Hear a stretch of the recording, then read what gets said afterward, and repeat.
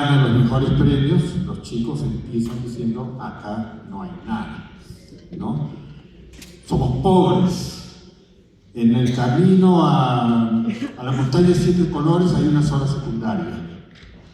La meta de los padres de familia es que se vayan de aquí, ¿no? Entonces, la renovación de la educación rural no es solo para atender esa carencia, sino para que toda esa riqueza se vuelva una realidad, ¿no? Entonces hoy los chicos de San Juan de Bigotes están orgullosísimos de su cacao y lo producen y lo transforman, y los que les gusta el arte hacen las etiquetas del chocolate que ellos producen. Todavía hay un drama. Yo fui al centro comercial de moda de la ciudad de Piura, nada de Piura se vende salvo chismes. Nada de esa producción del Alto Piura se va a Europa de repente, pero los piuranos están de espaldas a su producción local. Entonces son retos, centralismos locales, etc., ¿no? Las familias de ese colegio, en camino a la montaña de 7 colores, conversando con los agentes turísticos, se han dado cuenta de que los turistas van de frente, no paraban en su colegio para ir al baño, porque no había ningún baño en toda la ruta. Hoy han decidido volverse un centro demostrativo de la cultura de esa zona. Entonces los turistas van a parar allí, van a visitar, van a conocer cómo se produce la producción de la papa andina, el arte que crean, y entran a otra dinámica, se transforman en esa mirada a las escuelas. Y creo que ese es el fondo de por qué es necesario trabajar por la educación rural. Y no solo por esto tangible. ¿Por qué la población Aguajún de Condorcanqui o los chicos dicen que no hay nada cuando llevan, o sea, son los que permiten que el mundo tenga oxígeno, ¿no? Son los que han cuidado la Amazonía, y gracias a la Amazonía hoy el mundo tiene oxígeno. Y ese saber interculturalmente es el que también se toca trabajarse. Entonces, no es solo por el turismo, es por los saberes, por la cosmovisión, por los valores de nuestras culturas. Se los digo también porque yo nací en Lima, mi familia es de Piura, y he tenido que descolonizarme, ¿no? Aprender a entender y seguir aprendiendo, creo, a lo largo de toda la vida, estos diálogos de lo que vale en el Perú. Y el Perú vale por el mundo rural, por la cultura que nace desde una relación con la Pachamama que es distinta. Y desde ahí creo que debemos ver los retos de la ruralidad. Los resultados, bueno, son 2 millones de estudiantes en el ámbito rural, de acuerdo a Vicale, más que todo lo que hay en la educación privada en el Perú. O sea, en magnitud siempre son pocos, ya se van a desaparecer. Más de lo que hay en la educación privada. Es un grupo importante, muy importante en magnitud. Pasemos a la siguiente. En logros de aprendizaje, ya ustedes han visto algo con Frank Villegas, pero estos son los resultados de primaria y cómo evolucionaron desde la primera evaluación en 2007. Solo 2 datos acá para mirar. Hay momentos en que los niños de ámbitos rurales desnutridos en escuelas multigrado empezaron a mejorar sus aprendizajes. Y eso es importante. Hay caminos para mejorar los aprendizajes en el ámbito rural. Y el otro punto es que la brecha, sin embargo, se mantiene o se ha incrementado. Ha habido mejoras, pero los urbanos han avanzado más aún con la pandemia. En secundaria, en la siguiente, sí, en realidad, la secundaria en el Perú casi no pongo los resultados. Y creo que porque la situación en general de la secundaria es catastrófica, ¿no? Lo siento por todos los colegas de secundaria, pero no hay mejora, ¿no? Comparando con el gráfico de primaria, en las secundarias han salido resultados, nos hemos rasgado las vestiduras, etc. No se mueve. Hay más horas para los profesores, se creó una serie de acciones, no se mueve la secundaria. Entonces creo que tenemos un reto grave Bueno, en rural es gravísimo, ¿no? Pero en general no es tan fácil decir que yo puedo mirar a un camino, tenemos que construir un camino distinto. Solo los colegios privados de clase media para arriba tienen algún nivel de buen desempeño. O sea, de privado, pobre, hacia abajo, no pasa nada a esos niveles de evaluación. Eso para ver un brevísimo diagnóstico. En la siguiente, por favor, quería mostrarles del otro lado algunas fortalezas interesantes. El famoso concurso Fondet, que acaba de terminar. Ha habido más propuestas de innovaciones de colegios rurales que de públicos. Y 308 de 625 ganadores son rurales de estos colegios y estas secundarias que conocemos. En los concursos de buenas prácticas de DRE y UGEL hay un inventario que me lo han pasado y que cualquiera puede pedir de 48 buenas prácticas de DRE y UGEL orientadas a educación rural. Y ahorita están en incubadora 93 prácticas de UGEL para educación rural.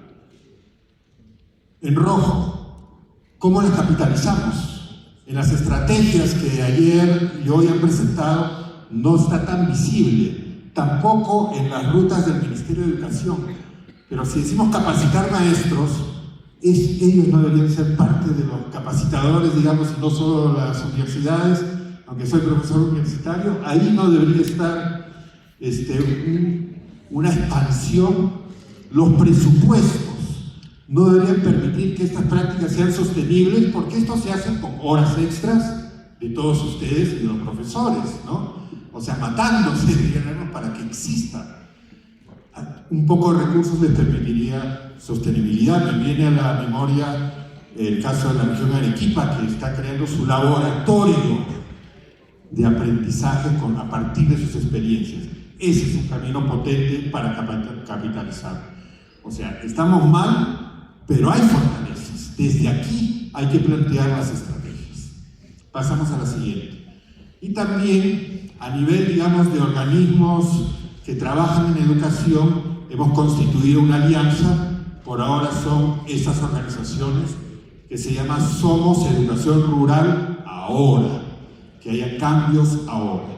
Y desde ahí voy a compartirles algunos planteamientos para empezar a trabajarlos. Muchos ya son cosas que se están haciendo y otras que hay que empezar a transformar. El primero que quería mostrarles, pasemos a la siguiente, es el reto de la docencia rural.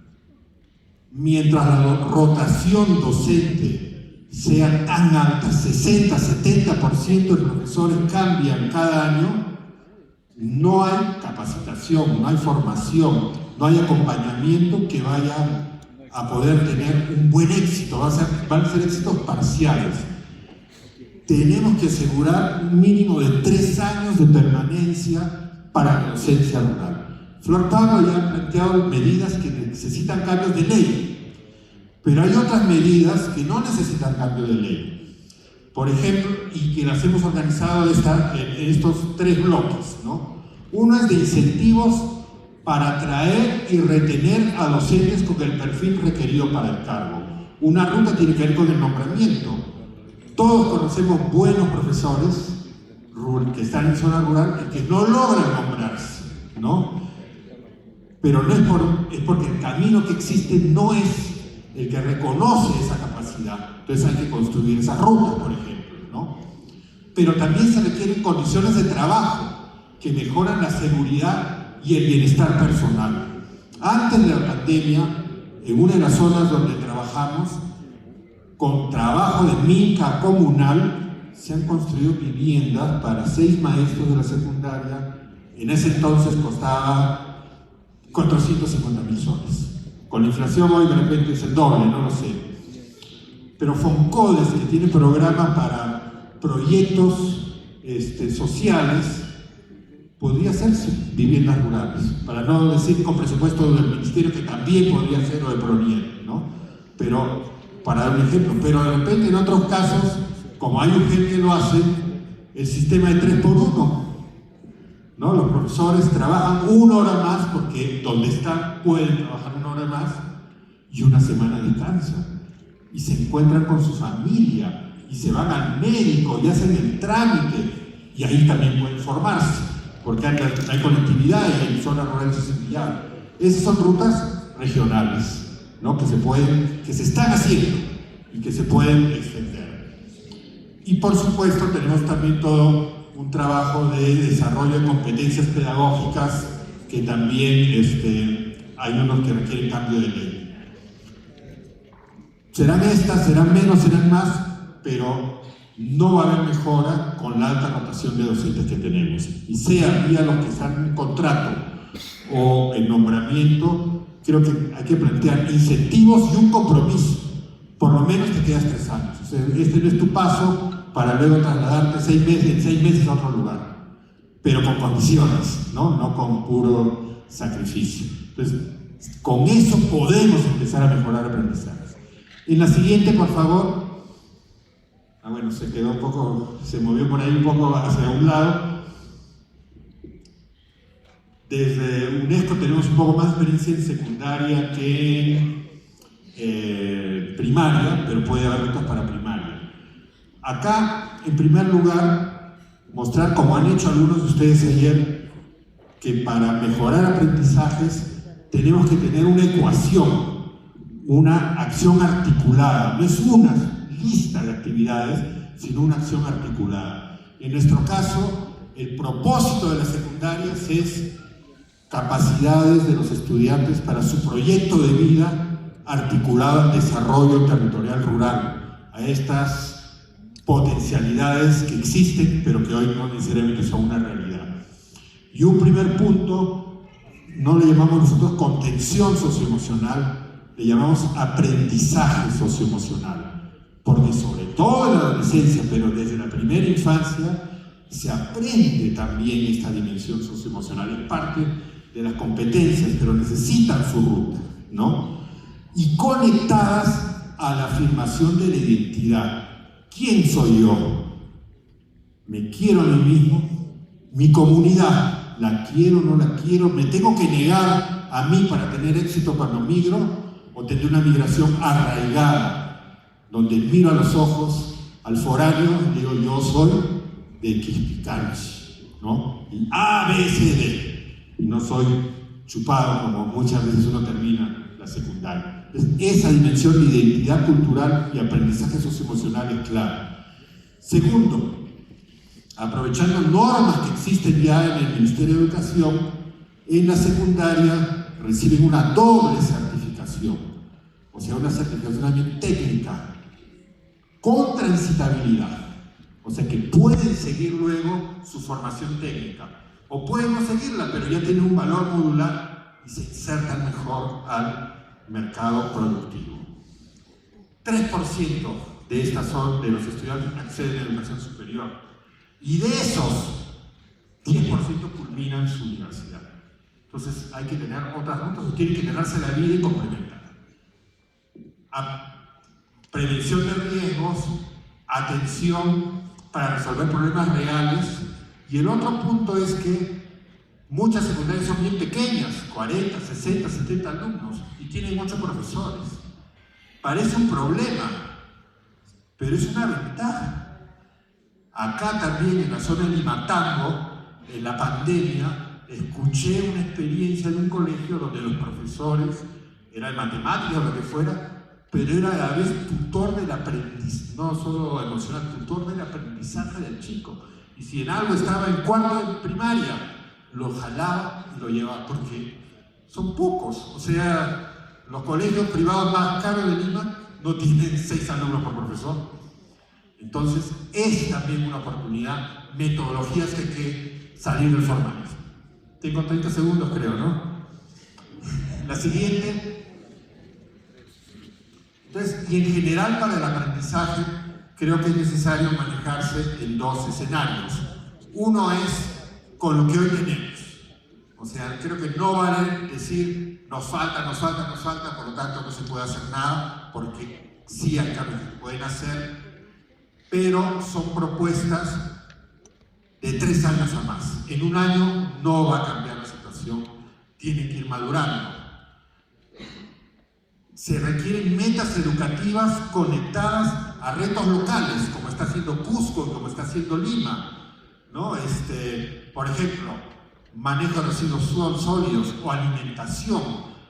Ahí entra la ciencia, etcétera, pero hay una meta. Las familias de esta comunidad van a estar mejor alimentadas porque en la educación están aprendiendo A, B, C, D, y que para eso hacen un fitotoldo, etcétera, etcétera. Se requiere alimentación escolar en toda la educación rural, en todas las secundarias. No puede llegar un chico caminando 1 hora y regresarse otra hora. ¿Y qué va, o sea, ¿no? ¿Cómo va a trabajar? ¿No? Intersectorial. Se requiere mecanismo de protección. Ucayali ayer lo dijo muy claro, pero pasa en todas las zonas rurales. La violencia que sufren a veces en la propia escuela tiene que tener una protección, y otros más. Se requiere aprovechar los modelos de servicio que ya están normados, pero que no están implementados. Pero creo que hay que combinar. Puede ser alternancia, puede ser las residencias, las secundarias técnicas, ¿no? Que implican más horas, pero también he visto colegios que han hecho transporte escolar. El alcalde ha puesto una combi para los profesores y los alumnos y le ha cambiado la vida a todos y han ganado 1 hora, y ni siquiera 1 hora más de clases, porque ahora ganan. Entonces hay soluciones que a veces son más sencillas y otras más complejas. Y bueno, el TIC, las tablets, no pueden estar ahí pues, abandonadas porque nadie las usa, ¿no? Es un recurso que hay forma de utilizar incluso offline. Y si en algún momento los gobiernos regionales entran a trabajar temas de presupuesto, se necesitan otros mecanismos presupuestales de los que hoy existen. Una posibilidad es negociar los compromisos por desempeño, ¿no? Para que se incluyan metas regionales, no solo metas nacionales. Entonces, y ahí vienen los recursos. Una segunda posibilidad es que el PELA, el presupuesto PPR, puede tener una parte regional por resultados, pero con estrategias propias. ¿Por qué tiene que haber un solo protocolo único y que todos le sacamos la vuelta, ¿no es cierto?, para hacerlo mejor? Pero no, o sea, hagámoslo en serio, ¿no? Proyectos de inversión. Acá Cusco tiene el proyecto CREER, ¿no? Igual varios quieren conocerlo. Pero ¿por qué no regresar a proyectos de inversión más integrales? ¿No? Que tengamos que construir un edificio para poner ahí la capacitación, etcétera, etcétera, etcétera. Hagámoslo de forma. El MEF tuvo un fondo de proyectos integrales para educación, que se llamó el Fondo de Canje de Deuda España-Perú. Ellos experimentaron, tienen unas conclusiones, dijeron fue exitoso. Y ahí se olvidó. O sea, no es un invento de los educadores, es algo que el MEF llevó adelante, ¿no? Y por último, en aprendizaje, el estado verde, no sé por qué se puso naranja, tenemos que sentarnos a trabajar estrategia amazónica. Lo dijeron acá también, Ucayali, San Martín, pero es más que eso. O sea, realmente es una ruta que tiene que ser propia, diferenciada, y donde también hay buenas experiencias en la Amazonía, pero que están invisibilizadas. Si no, la Amazonía no va a caminar, eso no hay vuelta que darle, así va a ser, porque no responden nuestros actuales parámetros y ahí hay que hacer un esfuerzo preciso. Y la última, solo para mostrarla sin hablar, desde UNESCO estamos poniendo a consideración de la ANGR tres primeros pasos que podrían darse, ¿no? Uno primero es facilitar la constitución de una mesa técnica de apoyo a las conclusiones de este encuentro. Todos ustedes tienen aliados de su región, pero una vez se los encuentra en Cusco y también en otra región y necesitamos que nos articulen ustedes.